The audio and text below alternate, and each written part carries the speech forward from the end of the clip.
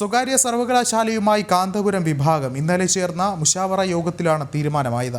തീരുമാനമെടുത്തത് സ്വകാര്യ സർവകലാശാല ബില്ല് അവതരിപ്പിച്ച അതേ ദിവസം. പ്രാഥമിക പ്രവർത്തനങ്ങൾ ഉടൻ ആരംഭിക്കും. പ്രാഥമിക ഘട്ടത്തിൽ പഠിപ്പിക്കുക ചരിത്രവും ഭാഷയും.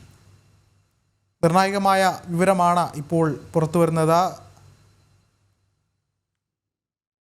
സ്വകാര്യ സർവകലാശാലയുമായി കാന്തപുരം വിഭാഗവും രംഗത്തെത്തിയിരിക്കുന്നു. കൂടുതൽ വിവരങ്ങളുമായി ഗോകുൽ കെ വേണുഗോപാൽ ചേരുന്നുണ്ട്. ഗോകുൽ, മറ്റു വിവരങ്ങൾ എന്തൊക്കെയാണ്?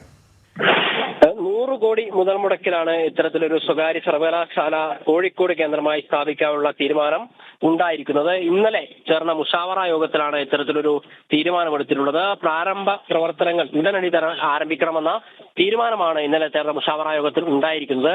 ആദ്യഘട്ടത്തിൽ 50 കോടി രൂപ സമാഹരിച്ചതിന് ശേഷമായിരിക്കും പ്രവർത്തനം മുന്നോട്ടേക്ക് കൊണ്ടുപോവുക. അതിനു മുമ്പ് തന്നെ ഈ സമസ്തയുടെ കീഴിലുള്ള വിവിധ വിദ്യാഭ്യാസ സ്ഥാപനങ്ങളുടെ പ്രവർത്തനങ്ങൾ ഈ സ്വകാര്യ സർവകലാശാല കേന്ദ്രീകരിച്ച് ഏകോപിപ്പിക്കും. പിന്നീട് പ്രധാനമായിട്ടും ഇത് ലക്ഷ്യം വെക്കുന്നത് ചരിത്രവും ഗവേഷണവും ഉൾപ്പെടെയുള്ള വിഷയങ്ങൾ, ഭാഷാ പഠനങ്ങൾ ഉൾപ്പെടെയുള്ള വിഷയങ്ങൾക്ക് പ്രാധാന്യം നൽകിക്കൊണ്ടാണ് ഈ സ്വകാര്യ സർവകലാശാല മുന്നോട്ടേക്ക് കൊണ്ടുപോകാൻ വേണ്ടി തീരുമാനിച്ചിരിക്കുന്നത്. പ്രധാനപ്പെട്ട കാര്യം, സ്വകാര്യ സർവകലാശാല സ്ഥാപിക്കുന്നതുമായി ബന്ധപ്പെട്ട ബില്ല് നിയമസഭയിൽ അവതരിപ്പിക്കുന്ന അന്ന് തന്നെ ഇത്തരത്തിലൊരു തീരുമാനം സമസ്ത AP വിഭാഗത്തിന്റെ ഇടതുപക്ഷത്തോടൊന്നും ചേർന്ന് നിൽക്കുന്ന മുസ്ലിം സമുദായത്തിലെ പ്രധാനിയായ സംഘടനയായിട്ടുള്ള AP വിഭാഗ സമസ്തയുടെ മുഷാവറ യോഗത്തിൽ തീരുമാനമായിരിക്കുന്നു എന്നുള്ളതാണ് പ്രധാനപ്പെട്ട കാര്യം. കോഴിക്കോട് കേന്ദ്രീകരിച്ചിട്ടായിരിക്കും ഈ സ്വകാര്യ സർവകലാശാലയുടെ പ്രവർത്തനം ആരംഭിക്കുക, അല്ലെങ്കിൽ അതിന്റെ സ്ഥാപനം പ്രവർത്തനം ആരംഭിക്കുക. വിഷ്ണു, ശരി, ഗൂഗിളാണ് വിവരങ്ങൾ നൽകിയത്.